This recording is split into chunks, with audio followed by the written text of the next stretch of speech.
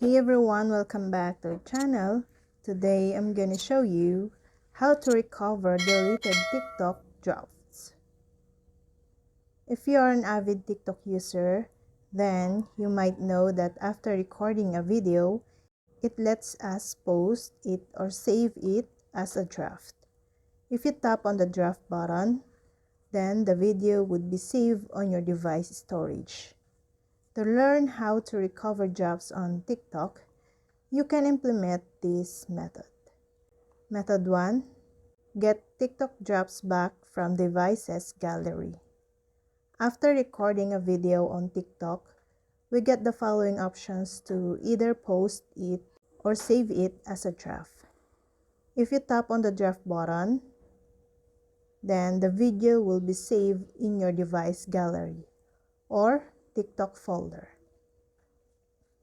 Furthermore, make sure that the option for Save the Album is enabled here.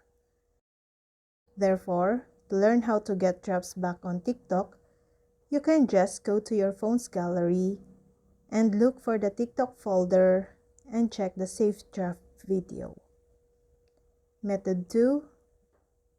Get TikTok drafts back from the liked videos. If the first technique on how to recover deleted draft on TikTok can't help you, then follow this approach. By default, TikTok maintains a dedicated section for the videos we have liked. Therefore, if you have already liked the video, then you can follow these steps to get it back. Open a TikTok on your device and tap on the Me option from the bottom to visit your profile. Now, just tap on the heart icon from the top to view all the videos you have liked recently. Just tap on the video you wish to recover as it would be loaded. If it has been deleted, then you will get a blank screen instead.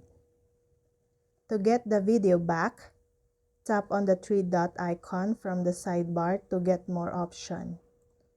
From here, you can tap on the option to save video and wait as it would be downloaded on your phone.